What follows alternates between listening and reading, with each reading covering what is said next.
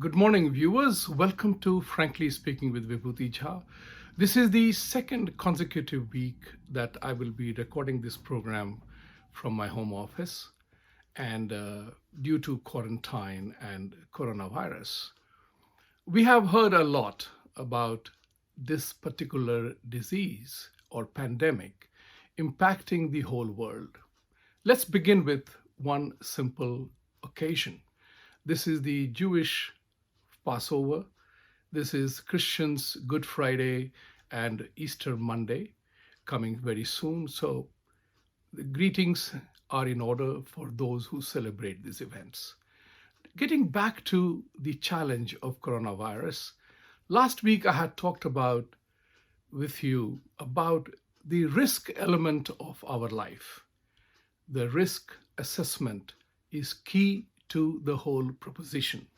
So the thing is that we had talked about risk agility, risk intelligence, and risk readiness.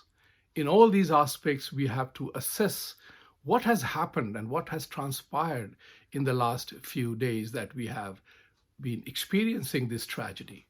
So to begin with the whole process is at a personal level, we are all impacted remarkably deeply, in addition to the social, economic, and political aspects of the entire process. So to begin with, one experiences a quarantine in the sense that a boredom can set in remarkably quickly in all our lives. Boredom. And boredom is one of the biggest enemies of everybody. Whether you are a person, how do you deal with that? Boredom is something that when you get bored with the setting that you are in. So important thing is to realize that how do you deal with the boredom of this entire scenario. The second part is that what is the role of the global leadership at this point in time? The global leadership are people looking up to when things are going great, then everything is fine. But when things go bad, it is normal practice for people to look up to leadership, both individual political leadership and institutional leadership of institutions that serve us or the institutions that we are part of. Thirdly, the important part is that how is it going to impact our lives for the rest of the period that we are around here. So to discuss this entire thing, let's begin with the boredom part of it. It's remarkably important that you have to entertain yourself. Stay busy, stay engaged in whatever you are doing, whether it is work from home, popularly known as WFH nowadays, and the reality that we have to interact with the society at large. So in this process, what happens is that every individual has to begin to learn about himself or herself more than ever before. And one of the things that I do to relieve my boredom, and which has been part of the practices that I have indulged in for a very long time. Meditation is the key. Yoga is the key. And so is breathing exercise, popularly known as pranayama. If you were to do these three things in a meticulous way, you have no idea how much it will help you understand yourself and also how to deal with the environment around us at this point in time. Remember one thing, the world as we know it begins from us as a person, what we are, who we are, and what are we going to become. Because we individually, people have a very strong streak of selfishness in them. So long as I'm fine, I don't care how others are doing. But the important part is that we have to figure out how do we enjoy our own company. This is very, very important to know. If you are not in love with yourself, it's very difficult to love the environment around us. This is a very critical moment for us to configure who am I, where am I going, and what am I doing. And that's what determines the quality of life that you will try to lead in these societies around you. Meditation is one such thing that it gives your mind some peace and rest. See, when we get physically exhausted or tired, we get a massage done, we catch a sleep. But when was the last time we gave our mind some rest? Meditation is that practice that settles the cobwebs in your mind, it settles the disruptions in your mind, and it settles the unsettledness of the mind itself. So if you do meditation, you come to terms with yourself, and in the process, you begin to understand the environment better around you. Likewise with yoga, it is an indoor process of cleansing your own mind, body, and physique, and the spiritual elements of your life. So do practice these three things. And breathing exercises introduces the element of calmness. As the saying goes, greater the crisis, more the calm we need. Anytime we are in crisis, people will tell you, be calm, get back to your basics. And this is that moment for us to return to the basics and recognize the importance of our own individual self in the whole gambit of the world around us. Having said that, it is very important also to understand that we read books of quotations, all right?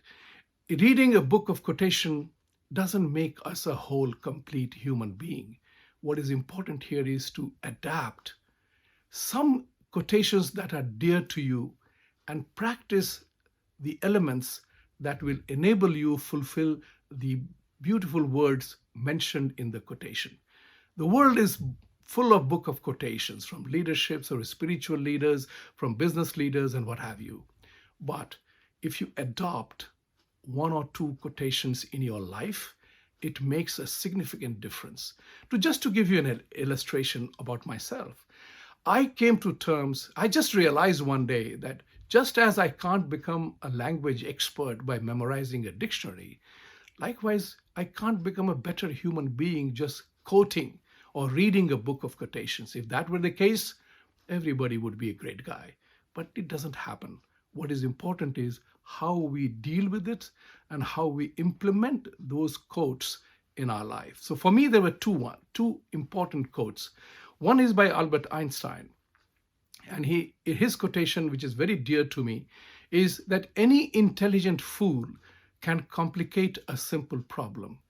It takes courage to move in the other direction. And if you think about it, it's very, very true. It is easier to complicate a problem. Expertise comes from, expertise must be used to learn more.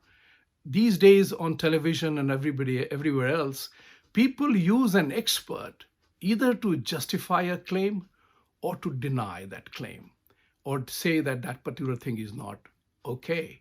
You have consulting companies writing texts and research reports about the possibilities and what the things are changing too. But those are all making a simple solution into a complicated problem. So begin to understand that part. If you break down a problem into simple solutions, it solves the problem much faster than otherwise. I practice that to break the challenges into simple, handleable scenarios, and then it becomes easier. The second one, which is very close to me, and I practice that, is Swami Vivekananda. When he was asked to define what is poison, he said, anything in excess. Now think about it deeply. If you were to eat 5 kilos of a beautiful cake or a gulab jamun as the Indian delicacy, that will also hurt us as much as if we ate 5 kilos of chicken or shrimp or anything that you want to do. Arrogance is the excess of confidence. Possessiveness is in excess of love. So remaining within the boundaries of love and confidence prevents us from going into excess of something. And that's what is important. Even excess of freedom leads to chaos. Excess of authority leads to regimentation. So think about it from these two perspectives, and then you will have a clear idea as to how we can define ourselves. So pick a quote or two, implement it in your life. There are many, many quotations that can add value to your life and in terms of understanding yourself and the environment that you live in. Think about it one more time. These elements of yoga, meditation, and breathing exercises, understanding the good words of people who have laid down the foundation of thinking, makes you deal with the scenarios around you much better.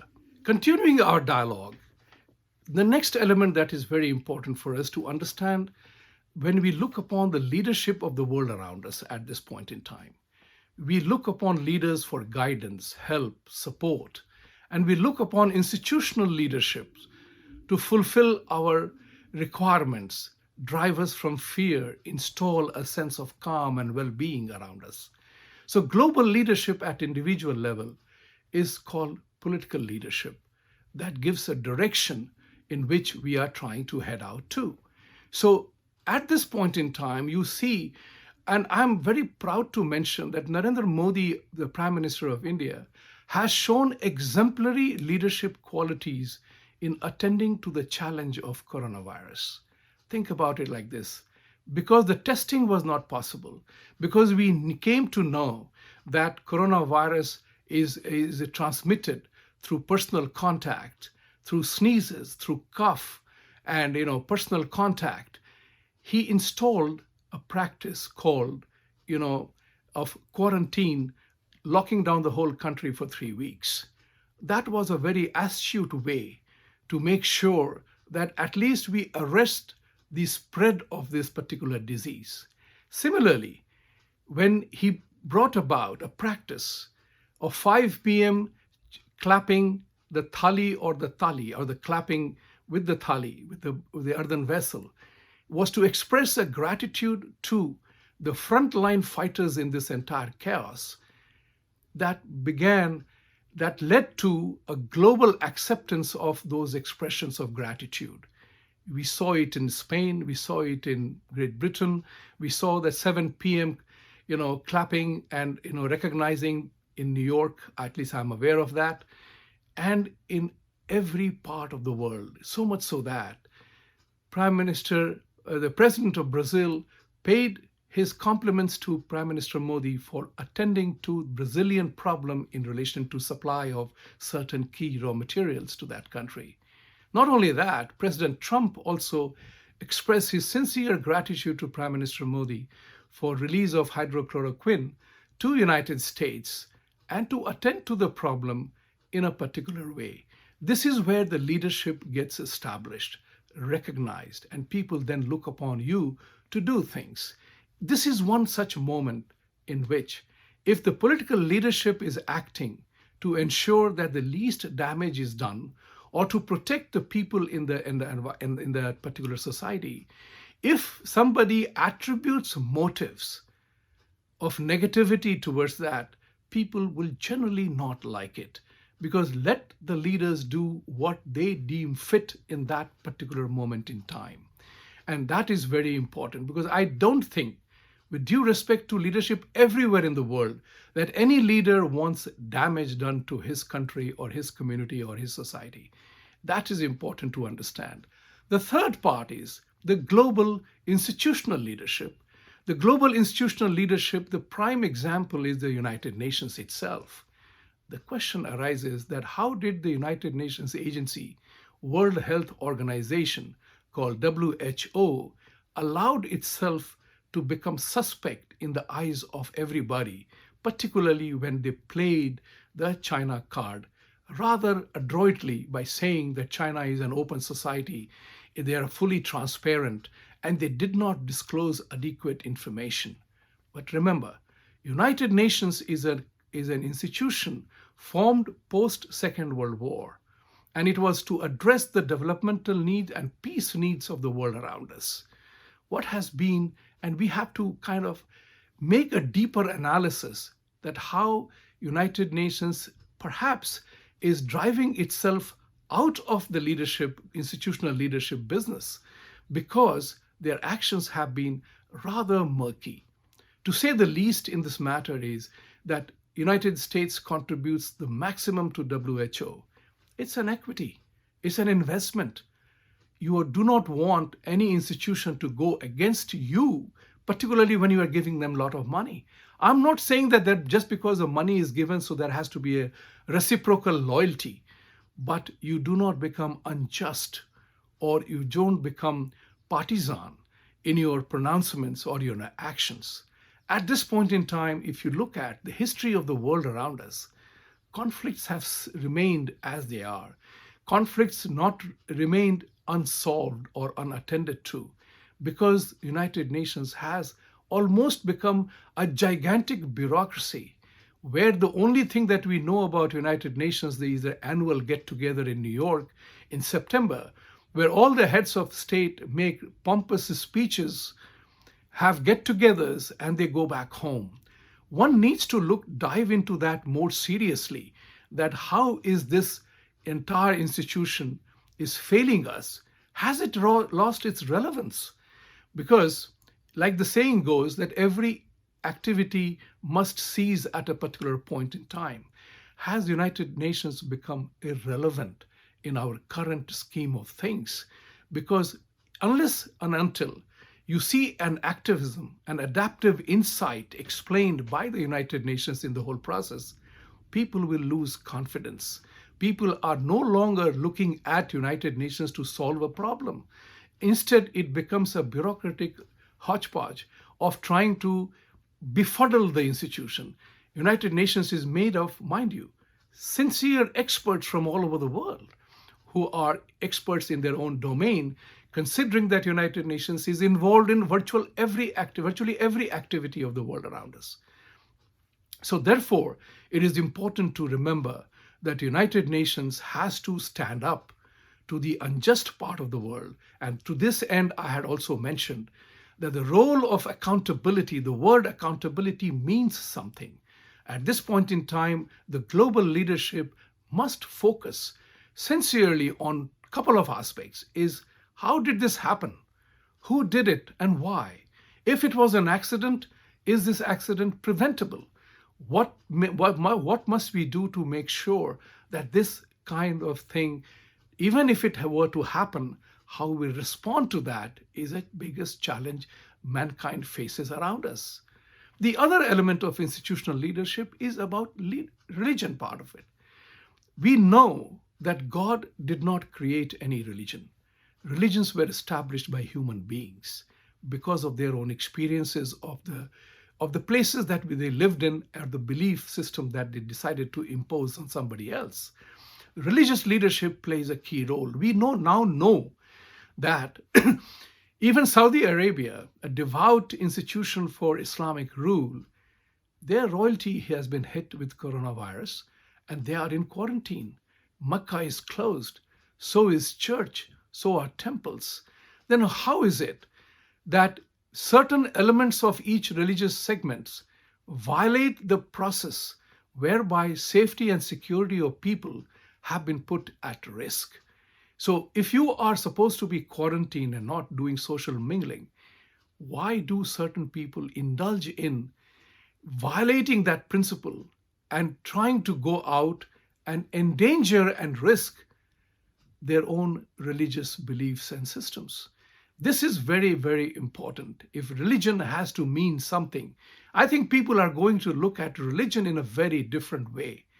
God and religion, they're two separate entities, and these two have to be looked at in a very new way. And I'm very sure that people will look upon these elements of leadership, spiritual leadership or religious leadership, in a new light, because in temples, churches, or mosques, you congregate, you break the discipline of social distances, as a result of which you expose the entire mankind or humankind, if I may say so, to a risk that was totally unnecessary. This is the important part to understand about religious leadership. We talked about political leadership. Let's talk about briefly on economic leadership, the business leadership. We know that businesses thrive because of global exchange of money, finance, and resources, or manufacturing and supply chains. These will also meet with a resistance of a kind that we have never seen before. The element of globalization is also a subject matter of new conversation, because national boundaries have become suddenly important because countries imposed restrictions on movement of people, movement of airplanes, and traffic between us. So the question here again is that how does the economic leadership, how do the profits of large corporations or small corporations drive their ambition and goal? If if the world is to be believed and certain experts are to be believed, the pharmaceutical companies are not playing fair at this point in time. At this point in time, the greed for profit is driving some people to indulge in price gouging. And these must be fought, because if you do not do that, people will not view this kindly ever again. We live in a world which is being received is a beneficiary of tectonic shifts in technology. And technology is driving so many actions of ours, whether it's trade, finance, or communication between you and I. So, as a result of which, if we are not able to determine the profitability element, the big corporates have to show and demonstrate in a defined way how they respond to this crisis on an egalitarian way, because you cannot indulge in gross profit making at the expense of communities or people who depend on you. Stay tuned, we will be back right after this short break. Welcome back. Talking about the next element, we are talking about a scenario where we see a sudden loss of innocence, and it is reflected in our social behavior and attitudes to things around us. Social distancing has become, in my opinion, a permanent feature of our life. There was a time in various communities people openly, publicly expressed their sense of affection, their sense of love to their partners or those they loved openly in the public. I think that has changed forever, because this coronavirus is here staying with us. The loss of innocence and affection expressed publicly has changed, and there is nothing we can do about it. There will be an element which is remarkably important, that when we talk about people, there will be a distance from now on. So how do we bridge that distance? And that bridging of distance will happen through proper expression of emotions and sentiments, that I care for you. Greetings by handshake. I think Dr. Robert Fauci said very openly that handshake as a way of greeting one another is gone forever. And perhaps rightly so, because if you remember, handshake, when you shake hands with somebody, you are transmitting certain things to the another person, whether it's virus, uncleanliness, or whatever. In addition, as we know, handshake had become a body language symptom in which people assessed the response of a person by the way somebody shook hands with you. And it is important for us to remember that when you introduce these political elements in a handshake or a social behavior, it impacts us in a different way. So we look forward to a firm grip. If the other person is not giving you a firm grip, then you feel unsure about something happening. And that's what is important. Things in social order have changed forever. The expression of love, affection has changed forever. Even greetings, even community dining now, for instance, will be changed. How will people dine? What the distances will be between one table and the other? And that's very important to remember. Talking about complacency and dealing with one another, I had earlier mentioned to you about global leadership and its impact. China has somehow become the centerpiece of this entire dispute or the entire issue. The whole thing emanated in Wuhan. It is a Chinese territory, and the China government suppressed information. We have heard about this particular part of the information that Japanese government has asked all its manufacturers from China to relocate to Japan. And there will be repercussions, because even the United States has decided that life-saving drugs and many other elements will have to be brought back to their own countries to manufacture. Think about it. Make in India, make in America will become a nationalistic call driven by necessity of the time. There's nothing wrong in loving your country, nothing wrong in making sure that your country doesn't suffer for actions of somebody else. To that end, there will be a readjustment of the whole process. China must own up responsibility for what has happened. And it has to kind of pay back to the societies that have been so badly devastated.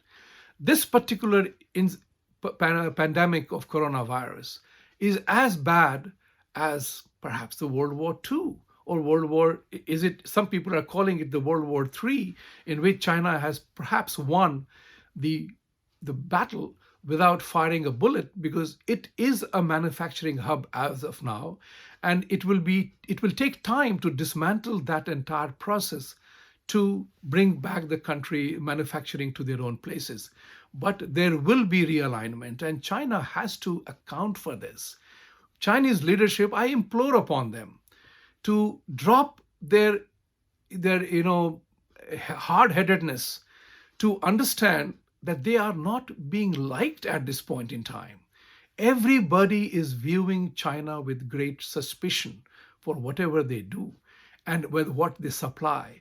And that is very important. The United Nations, as I mentioned to you, has done an incalculable damage by not being proactive. There are people, individual experts, like one I heard recently was one gentleman called Nitin Gokhale, who has made a research to say that China, the United Nations, has failed in its responsibilities to the people that they're supposed to serve.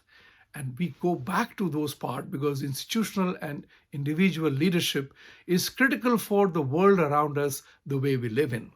Now, the thing is that why did China stop the conversation or discussion on coronavirus in Security Council?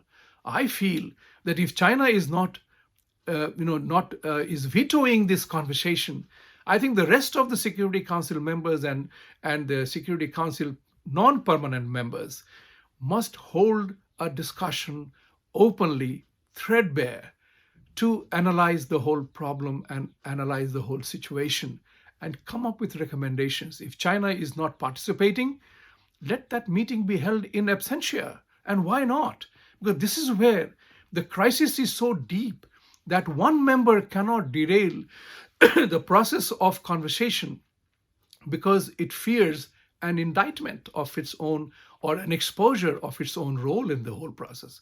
So my recommendation to China would be, and to Security Council would be, hold the meeting, install confidence in the life of the people, get rid of the fear and trepidation. Instead, bring about trust and confidence in the institutions that are supposed to serve the people. If we do not do that, it will really hurt the global confidence. And people will begin to have individual interactions. Countries will do individual interactions, bilateral, negotiations to safeguard each other. So, particularly countries, they are very vulnerable. They are poor countries. They need to be helped. Recently, I heard about the fact that World Bank released a $200 million of facility to Pakistan to attend to the poor who have been hurt by this process. Obviously, Pakistan is a completely impoverished nation. While it talks about terrorism in India, as yet, they still rake up the issue of Kashmir around in the United Nations to no avail. And do you think the people of the world do not see that? Why is this kind of a bankruptcy of leadership in Pakistan responsible for disturbing a country that is leading the fight against this crisis in the world around us, and its leader is so well respected around the globe? My friends, it is very important to remember that everybody is looking for leadership at individual and collective level, and this leadership must not be abdicated in favor of selfish and personal gains. Because if that were to happen, For example, China is objecting to various countries that it should not be called a Chinese virus. Why not admit the fact that it happened in China? It happened in Wuhan province. And to that end, it's remarkably important for them to remember that people of the world are not going to forget it. You may call it, as I always say, you may call it rose, but it was imported from China nevertheless. So people will never forget this element of chicanery of the Chinese government, that while they are trying to capture the marketplaces around the world by supplying their goods and services, and they become rich and other people suffer on that account. So China, please wake up to the realities of the world around it. Show compassion, show vision, that if you want to be somebody in the world, it has to be remarkably important, that it has an impact, short term, medium term, and long term. For the sake of discussion, I would say let's talk about the short term effects of coronavirus and the long term effect.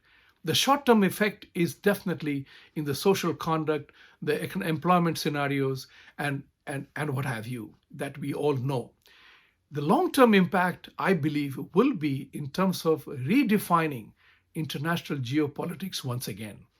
Everybody knows that China has been acting as the big bully in the world around us. That Asian countries, the African countries, Europe, America are now constantly aware that China must not drive the global agenda. There is a realignment of forces likely to happen, may not happen in my lifetime, but I'm 100% sure that this will gather greater momentum. In the short run, economies are disrupted completely. I believe there will be economic realignment as we go, both in terms of manufacturing, supply, production, and people have to express that very seriously. So, for example, while we have been very grateful, and rightly so, to the physicians community, the medical teams for risking their lives to save those who have suffered from coronavirus, do not forget that the supply chain of trucks for food grains, the farmers who have ensured the supply of food and essentials on the decks of department stores and grocery stores, their role also has to be acknowledged with the same sincerity of purpose as we have done for medical purposes, medical community. Likewise, the police department is trying to enforce the rule of law. So every segment of the body politic performs its own role to ensure that there is law and order. There is a modicum of sense and sensibility of doing things that are critical to our life. If we do not do that, then we are not being fair with ourselves, the societies we live in, communities we thrive upon, and the regions that are dear to us. Every single thing is interconnected in reference to social, politics, and economics. And this is very, very critical to understand, that unless and until we do that in all seriousness, otherwise what will happen is that I have a quarantine and I'm going about mixing with all kinds of people, having a party in my garden, or doing something, have a beer party or a movie party. It defeats the very purpose. So what is important for us is to know that come what may, this is the moment of exercising strong discipline to ensure that everybody remains safe and working from home or wherever. You do not impair the possibilities everywhere else. Stay tuned. We will be back right after this short break. Welcome back. At this segment, I want to address a very different proposition. That proposition is called adapting insights. And adapting insight is a term called adaptive insight, in which the businesses make a concerted effort to ensure that the modeling, the forecasting, the adaptability, and analytics are all integrated together. Because if you do not do that kind of an adaptive insight analysis, then what happens is that we remain in the world of ignorance. We know that while innocence is bliss, ignorance is not. And ignorance leads to many more disasters than we can ever have forecasted. So, adaptive insight is a critical word in terms of understanding what I talked about earlier in risk analysis. That is very key. Not only it is important to remain constantly aware of our own behavioral patterns, but we have to also remember that we live in a community and we cannot be out of community. We are not, we are social animals. We learn from social interactions. We learn from social behaviors. Our behavior is fine tuned according to the norms of the social conduct that we experience in our own life. So the adaptive thing is modeling is important. Now we know about coronavirus, something very interesting, that the modeling of this entire thing predicted more than 100 to 200,000 deaths. It was based on certain set of data and analysis that if this were to happen, but it did not happen. Maybe the entire analysis of this entire disease was not done with the insight of the impact of various instruments that you will apply to assess the situation. And in this particular scenario, we have to learn the art of collaboration. Collaboration is different than collusion. Collaboration is a process whereby we all take advantage of society, technology, the economic impact and political impact into one composite whole, because it's not in isolation that we live. So therefore, it is very important to have that kind of a predictability by understanding the processes that drive the analysis. And what is important about analytics and integration is that unless and until we bring about the analysis and integrate it with the realities of the situation around us, what will happen is that in isolation, everything is correct in its own limited way. But if it goes beyond a certain way, then we are not prepared for it. Let's take this example of capitalism versus socialism. And that discussion is going to become a fundamental discussion as we go forward in our political, social, and economic life.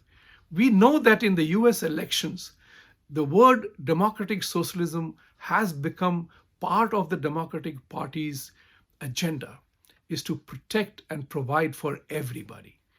But it also throws about a different challenge. While being egalitarian and helping everybody is perfectly fine, but what is also important to remember is that things affect different people differently. And it is important to be able to understand that neither system that is perfect in all its ramifications. So capitalism has worked best in the US environment. Now, because of the prosperity achieved, people are talking about distribution patterns to change. But remember one thing, everybody from all over the world wants to come to America, not because America is a socialist country, but because it offers an opportunity to fulfill your dream. It is driven by performance and performance-driven outcomes. So if you perform well, you distribute happiness, wealth, and opportunity to everybody. If not, if it is done as a state mechanism, then you lose your identity and become part of the thing. So let's, for a moment, delve into this rather seriously. That democratic socialism is a remarkable idea in itself, if done well. But more often than not, the various compulsions, again, of society, economics, and politics, forces people to use the process to their own little advantage. I belong to a country like India, where democratic socialism was the norm that the country had adopted while I was there. So what did the democratic socialism do? It brought about much greater government involvement in the process of economics, political, and social life of people. The government must say that you can do this, then alone you can do this. Innovation, enterprise, leadership, they all became concentrated in an entity called the government. Now, government in democracies are not designed to be an efficient system. Remember that. Government, democratic institutions live under the system of checks and balances between legislative, judiciary, and executive. Each one of them acts as a check and balance on the other. Efficiency is not the norm there. Efficiency is not the norm of democratic socialism. Thus, economically, democratic socialist countries do not prosper as much. In addition, it curbs the individual enterprise and leadership. Individual enterprise, because even if you wanted to do something, you had to go to the government, the political and bureaucratic leadership to get it approved, as a result of which a lethargy sets into the system. And that's the impact that India suffered from, in my opinion, because the bright or the idiot, they were all in the line in the same organization. You got your promotion as when people ahead of you retired or died. Now, that's not the best way to motivate a person to work. Every individual wants to do his best. In my experience of life, I have never come across anybody who deliberately wants to fail and not do his best. We all want to do our best and we expect to be rewarded. That is the process in capitalism. Performance matters, ability matters, merit matters, because we are all different. Equality doesn't mean that treating everybody is as a 6 feet height or a 5 feet 6 inch height, and everybody gets the equal remuneration or the reward because you are working in the same scenario. So think about it from that perspective. The equality, the concept of equality has to be believed in a different way. Individually, there is no equality. Every individual is different, both in terms of his creative surge, in their intelligence, in their pursuit of happiness. We all do differently. That's why if you look at a movie production for that matter, there is a producer, there is a director, there is an editor, there is an actor who delivers the emotions of the dialogue written or the script written. There are various people doing their specific job. The Hollywood or Bollywood is full of examples of famous actors becoming more famous as directors than they were as actors. People who write music or compose music or write the lyric, they have their different abilities. You can't tell everybody that every songwriter will have to be paid same that the lousy songwriter gives. So unless and until we recognize that individual differences are real and performance matters, equality will fail.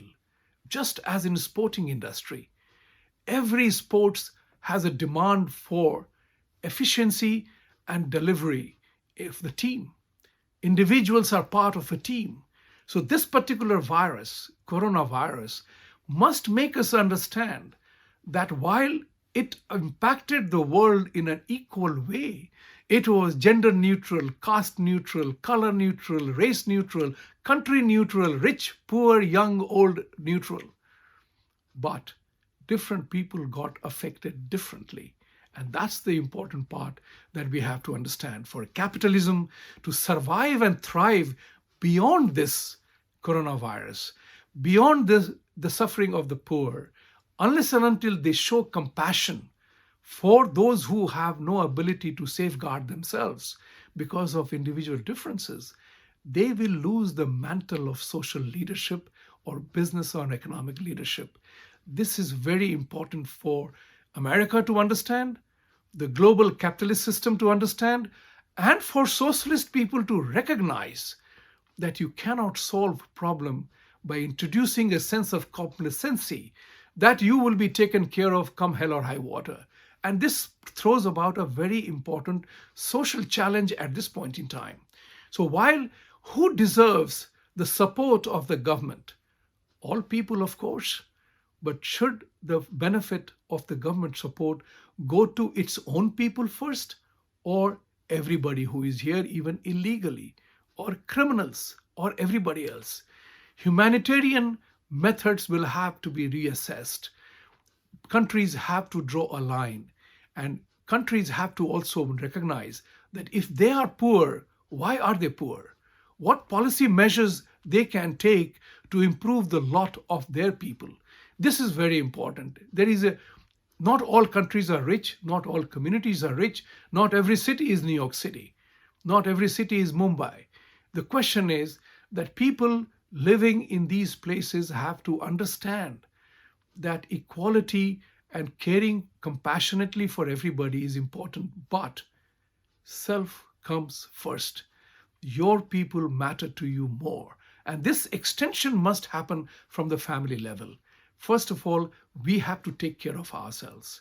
And it is important to remember that this virus, this pandemic, has introduced the concept that we have to rethink the way we live forever, whether it is in religious, social, political, economic aspects of life.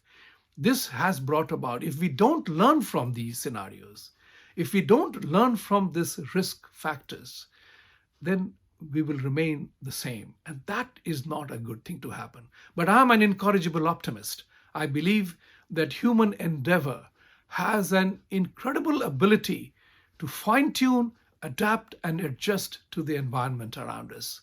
And I sincerely hope that the political, business, and religious leaders see this through, because if they don't, whoever doesn't see this through is doomed to fail. But I feel that the world will rise, and human endeavor will rise. Climates have changed. You get better view. Animals are moving on the streets nowadays. So the question is, did we encroach upon their territory? We, the people, are expanding our population, and we encroach upon nature's laid down norms. People will have to understand the unbridled growth of human population has to be curbed, has to be managed, has to be controlled. God did not want Earth to be a misplaced, overburdened planet. And that's important to realize, that we have our responsibility to the society, the communities that we live in. With these words, I end this conversation today. I hope you have received, or you have got thoughts to ponder over and act on.